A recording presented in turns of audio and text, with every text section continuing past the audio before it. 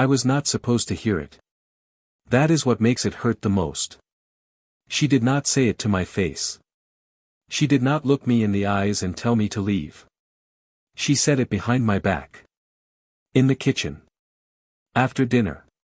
When she thought I was in the guest room, asleep. But I was not asleep. I was lying in bed, staring at the ceiling, thinking about my son. About how happy he looked. About how beautiful his wife was. About how lucky I was to be there, in their home, helping with the new baby. I could not sleep. The house was new to me. The bed was different. The sounds were different. So I just lay there. Listening. And that is when I heard her voice. She was not shouting. She was not screaming. She was whispering. But the walls were thin. Old house. Not well built. I heard her say, "Michael, we need to talk about your mother." I froze. My heart started pounding. I sat up in bed. I leaned toward the wall. Michael said something. I could not hear his words. Just the sound of his voice. Low. Tired. Then I heard her again. Clearer this time. Like she had moved closer to the wall. Your mother must leave. Those words. 4 words. 4 small words that felt like 4 knives in my chest. Your mother must leave. Not, I think your mother should leave. Not, maybe your mother could leave. Not, would your mother consider leaving? Your mother must leave. Like I was a problem to be solved. Like I was a piece of furniture that did not fit in the room. Like I was not a person. Not a mother. Not a grandmother. Just a problem. A problem that needed to go away. That I heard Michael say something else. Still too quiet to understand. But I heard his tone. Defensive. Angry. Then defeated. Then I heard her again. It is me or her, Michael. You have to choose. I stopped breathing. I stopped moving. I stopped everything. I just sat there. In the dark. In a room that was not mine. In a house that was not mine. In a life that I thought I was part of, but was not. My name is Ruth. I am 68 years old. I am a widow, a mother, a grandmother. And this is the story of the night I heard my daughter-in-law tell my son, "Your mother must leave." Pull up a chair, dear. Let me tell you what happened before that night. And what happened after. Because the story does not end with her words. It ends with mine. Let me take you back. Back to a time when I thought my family was safe. My son, Michael. My only child. My heart. He was born on a hot July afternoon. The nurses said he was the loudest baby in the nursery. He cried for 3 hours straight. Then he fell asleep. And when he woke up, he smiled at me. That smile. I have carried that smile with me for 42 years. His father, David, worked long hours. Construction. Hard on the body. Hard on the spirit. But he never complained. He came home every night, kissed me on the cheek, and picked up Michael. "Hey there, little man," he would say. "How was your day?" Michael would babble and laugh. And David would laugh too. And I would stand in the kitchen, watching them, thinking, this is it. This is happiness. This is what I waited for. When Michael was 10, David got sick. The doctors said it was his heart. Too many years of hard labor. Too many years of pushing his body past its limits. He died on a Tuesday. In the hospital. With me holding his left hand and Michael holding his right. He was 45 years old. After David died, Michael became my rock. He was only 10, but he acted like a grown man. He helped with the dishes. He mowed the lawn. He held my hand when I cried. "Mama," he would say. "We are going to be okay. I am here. I am not going anywhere. He kept that promise. For years, he kept that promise that he did well in school. Got a scholarship to college. Became an accountant. Stable. Steady. Safe. He dated a few girlfriends. None of them lasted.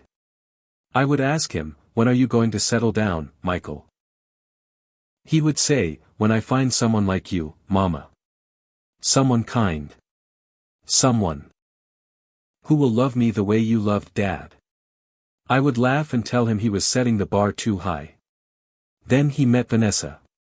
Vanessa was a nurse. Pretty. Dark hair. Dark eyes. A smile that showed her teeth but did not quite reach her eyes. I noticed that. But I told myself I was being protective. Judgmental. Unfair. Michael brought her to meet me on a Sunday. He was nervous. Excited. He kept fixing his tie. Mama, he said. She is the one. I know she is the one. I wanted to be happy for him. I really did. Dinner was awkward. Vanessa answered my questions with one word. She did not ask me anything about myself. She did not offer to help with the dishes. She sat on the sofa and looked at her phone while I cleaned up. After she left, Michael said, "Well, Mama. What do you think?" I hesitated. "She is nice, Michael. You do not like her." I did not say that. She seems a little cold. That is all. She is not cold, Michael said, defensive. She is shy. It takes her a while to warm up to people. I wanted to say, she is not shy. She is rude. But I did not. Because I did not want to be the mother who ruins her son's happiness. So I smiled. I said, "I am happy for you, Michael." Truly the wedding was 6 months later. Big. Expensive. Vanessa's parents paid for most of it. I contributed what I could. It was not much. But it was everything I had. At the reception, Vanessa's mother gave a speech. She talked about what a wonderful daughter Vanessa was. How she had always dreamed of this day. How she was so happy Vanessa had found a good man. She did not mention me. Not once. Not my son's mother. Not the woman who raised him alone after his father died. I sat at my table. Alone. Watching my son dance with his new wife. Watching his new family cheer and laugh. I felt something I had never felt before. Not jealousy. Not anger. Just emptiness. Like I was watching someone else's life. Like I did not belong there. I pushed the feeling down. I told myself. Things would get better after the honeymoon. They did not get better. They got worse. The first year of their marriage was hard. Not for them. For me. Michael called less often. Once a week, then once every 2 weeks, then once a month. When I called him, he always sounded rushed. "Everything is fine, Mama. Just busy. I will call you later." He never did. I told myself he was adjusting to married life. Learning to be a husband. It was normal. It was healthy. But it hurt. It hurt more than I wanted to admit. When Vanessa got pregnant, I was overjoyed. I called Michael immediately. "I am going to be a grandmother. I am so happy for you both." "Thanks, Mama," Michael said. "Vanessa is excited too. Can I come help? After the baby comes? Just for a few weeks. I can cook, clean, watch the baby so she can rest." There was a pause. A long pause. "I will have to ask Vanessa," Michael said. "She wants her mother to come stay with us first." "Oh," I said. "Of course. Whatever she needs." The baby came. A girl. Emily. Beautiful. Dark hair like her mother. Michael's eyes. I saw her when she was 3 weeks old. Vanessa's mother had stayed for 2 weeks. Then Vanessa's sister stayed for 1 week. Then I was allowed to come. For 2 hours. On a Tuesday. I drove 45 minutes. I held Emily for 20 minutes. I gave her a blanket I had knitted myself. It took me 2 months to make it. Vanessa looked at the blanket. She did not smile. She said, "That is nice, Ruth. But we have enough blankets." She set it aside. On a chair. Not with the baby's things. Aside. I did not say anything. I just smiled. I kissed Emily's forehead. I drove 45 minutes home. That night, I cried. Not because I was angry. Because I was tired. Tired of pretending it did not hurt. Over the next year, I saw Emily 4 times. 4 times. Each visit was shorter than the last. I stopped asking to come over. I waited for invitations that never came. I started to feel like a stranger. Like someone on the outside looking in. Then, one day, Michael called. "Mama, Vanessa's mother broke her hip. She cannot help with Emily anymore. We need someone to stay with us for a few weeks. Can you come?" I said yes. Of course I said yes. I packed my bag within an hour. I drove 45 minutes. I showed up at their door with a suitcase and a heart full of hope. Vanessa opened the door. She looked at me. She did not smile. "Thanks for coming, Ruth," she said. Emily's room is at the end of the hall. Not, "Welcome." Not, "We are so glad you are here." Just, "Thanks for coming." I walked inside. I put my suitcase in Emily's room. I looked around. There were photographs on the walls. Vanessa's family. Vanessa's mother. Vanessa's sister. Vanessa's grandmother. No photographs of me. No photographs of Michael's father. No photographs of our family. Our side of the family. I was not in their home. Not really. I was a guest. A temporary solution. A placeholder until Vanessa's mother got better. I told myself it did not matter. I was there to help. To take care of Emily. To be a grandmother. And for the first few days, it was wonderful. I woke up early. I made breakfast. I held Emily while Vanessa slept in. I sang lullabies. I read stories. I felt useful. I felt needed. But slowly, things began to change. It started with small things. Very small. The kind of small things you ignore because you do not want to make trouble. One morning, I was feeding Emily her bottle. Vanessa walked into the kitchen. She looked at me. She looked at the bottle. "You are holding her wrong," she said. "She likes to be more upright." "Oh," I said. "I am sorry. I did not know." "It is fine," Vanessa said. "Now you know." She took Emily from my arms. She finished the bottle herself. I stood there, empty-handed, watching them. Another day, I was singing to Emily. An old lullaby. The one my mother sang to me. The one I sang to Michael.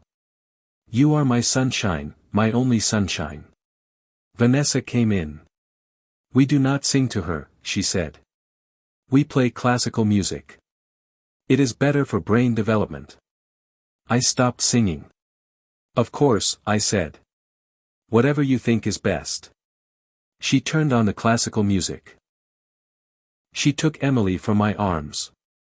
She walked out of the room. I sat there. Alone. Listening to Mozart. Feeling something I could not name.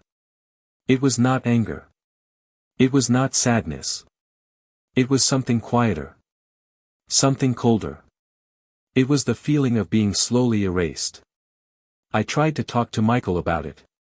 One night, after Emily was asleep, I found him in the garage. He was organizing tools. He always organized things when he was stressed. "Michael," I said. "Can we talk?" He looked up. "Sure, Mama." "What is wrong?" "Nothing is wrong," I said. Vanessa seems frustrated with me. Like I am in the way." Michael sighed. He rubbed his face with his hands. "Mama, Vanessa is just tired. She is not frustrated with you. She is frustrated with the situation. Her mother is hurt. She misses her. Give her time that I am trying," I said. "But she takes Emily from me. Every time I hold her, she takes her. Mama, she is the mother. She wants to hold her own baby. That is normal." "I know," I said. "But it feels like she does not trust me. Like she thinks I am going to do something wrong." "You are imagining things," Michael said. "Vanessa trusts you. That is why she asked you to come." "She did not ask me to come," I thought. "You asked me. Because her mother broke her hip." But I did not say that. I did not want to be the difficult mother. The one who complains. The one who causes problems. So I smiled. I said, "You are right, baby. I am just being sensitive." I went back inside. I washed the dishes. I wiped the counters. I went to my room. That night, I lay in bed, staring at the ceiling, thinking about my son, about his wife, about my granddaughter, about my place in their lives. I did not know it then, but that was the night I would hear the words that changed everything that I do not remember falling asleep. I think I did not. I think I just lay there, in the dark, with my eyes open, waiting for morning. Then I heard them. At first, I thought I was dreaming. The voices were low, muffled. But then I heard my name. And I was awake. Fully awake. "Your mother." I sat up. I leaned toward the wall. The wall that separated the guest room from the kitchen. "We need to talk about your mother." Vanessa's voice. Low. Serious. Michael said something. I could not hear the words. Just the sound of his voice. Tired. Defeated. Then Vanessa spoke again. Clearer this time. Louder. "Michael, I cannot do this anymore. She is in my way. She is in my kitchen. She is in my living room. She is always there. Where is she supposed to go?" Michael asked. His voice was louder now. I could hear him. "Back to her own house," Vanessa said. "She has a house. She does not need to be here." "She is helping with Emily," Michael said. "I do not want her help," Vanessa said. "I want my house back. I want my family back. I want to feel like the mother of my own home." "Vanessa, she is my mother." "I know who she is," Vanessa said. "And I am your wife. Your mother must leave." Those 4 words. Your mother must leave. I closed my eyes. I pressed my hand against my mouth so I would not make a sound. "Vanessa, please." Michael's voice was breaking. "It is me or her, Michael," Vanessa said. "You have to choose. If she does not leave, I will take Emily and go to my mother's house. And I will not come back." Silence. Long, heavy silence. Then Michael spoke. His voice was quiet. Broken. "They are all I have left of him," Vanessa said. That I stopped breathing. "Then you have to." I stopped breathing. "Then you have to decide," Michael said. I did not hear his answer. I do not know if he gave one. I just heard footsteps. A door closing. Then silence. I sat in the dark. In the guest room. In the house where I thought I was helping. In the family where I thought I belonged. And I realized. I was not family. I was not help. I was not a grandmother. I was a problem. A problem that needed to leave. I did not cry. I was too numb to cry. I just sat there. In the dark. For a long time. Then I got up. I turned on the lamp. I opened my suitcase. And I started to pack. Not because I was angry. Not because I was hurt. Because I had heard the truth.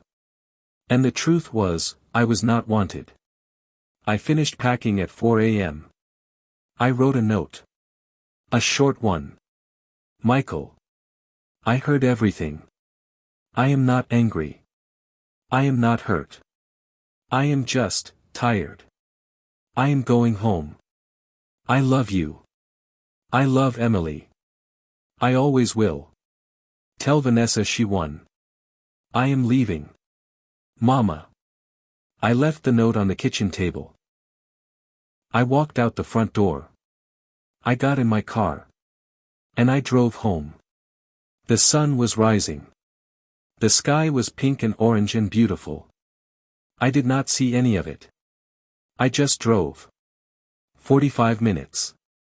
In silence. With tears streaming down my face, when I got home, I walked inside. I sat on my sofa. And I finally cried. Not quiet tears. Loud ones. The kind that come from deep inside. The kind you cannot control. I cried for Michael. For the little boy who promised he would never leave me. I cried for Emily. For all the birthdays I would miss. I cried for Vanessa. For the daughter-in-law who saw me as an enemy. And I cried for myself. For the mother who became a stranger in her own son's life. I cried until there were no tears left. Until my chest hurt. Until the sun was high in the sky and my throat was raw, then I stopped. I wiped my face. I stood up. I walked to the kitchen. I made myself a cup of tea. And I sat at my own kitchen table. In my own house. And I looked out the window at my garden. The garden was dead. The flowers had withered. The weeds had taken over. But in the corner, near the fence, there was a small yellow flower. A dandelion, maybe. Or a wildflower. I do not know what it was. But it was growing. Alone. Unwatered. Unloved. But still growing. And I thought, if that little flower can grow, so can I. That was 2 years ago. Michael called me the next day. He was crying. Mama, I am so sorry. I did not know you heard. I did not mean for you to hear.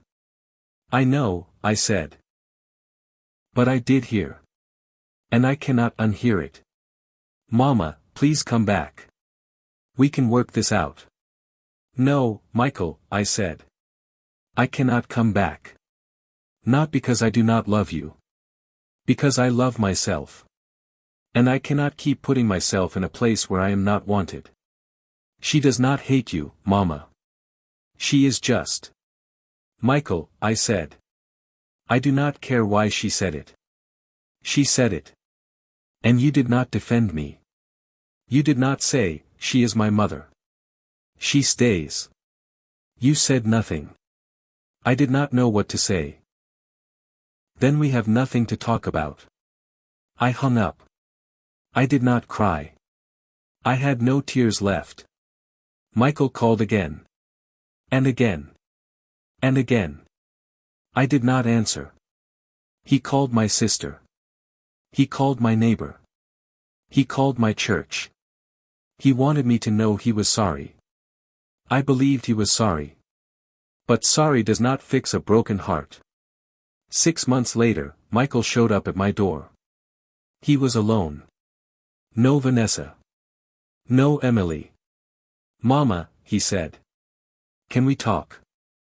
I stepped aside. He walked in. He looked around my house. My small, quiet house. He sat on the sofa. He put his head in his hands. She left me, Mama, he said. Vanessa left. She took Emily and went to her mother's. She said I chose you over her. I sat down next to him. Did you? I do not know, he said. I tried to choose both. But she would not let me. Michael, I said. I never asked you to choose. I just wanted to be included. I just wanted to be loved. I know, Mama. I know. We sat there. Mother and son. In the quiet. In the dark. I am sorry, he said. I am so sorry. I know, I said. But sorry is not enough. You have to change. You have to learn to stand up for the people you love. Even when it is hard. I am trying, Mama. Try harder, I said. Because I will not be the backup plan. I will not be the person you come to when she leaves. I am your mother. I deserve more than that. Michael stayed for dinner. We talked. We laughed. We cried. It was like old times. But it was not old times. Too much had happened. Too much had been said. He left that night. He hugged me. A real hug. The kind he used to give me when he was a boy. I love you, Mama, he said. I love you too, Michael. But love is not enough. You have to show it. You have to prove it. He nodded. He walked to his car. He drove away. I stood in the doorway, watching him go. And I wondered if he would come back. Or if this was goodbye. That was 18 months ago. Michael and I are still healing. It is slow. It is hard. Some days are better than others. He comes to visit once a month. Alone. He is not ready to bring Emily. And I am not ready to see Vanessa. I talk to Emily on the phone sometimes. She is 3 now. She does not know me. I am a voice on a screen. A stranger who says, I love you, sweetheart. She says, I love you too, Grandma. But she does not know what it means. She is just repeating what Michael told her to say. That hurts. More than I want to admit. But I am learning to live with the hurt. I am learning to make peace with what I cannot change. Here is what I have learned. What I want you to take with you. You cannot make someone love you. You cannot make someone choose you. You cannot make someone see your worth. All you can do is love yourself enough to walk away when you are not wanted.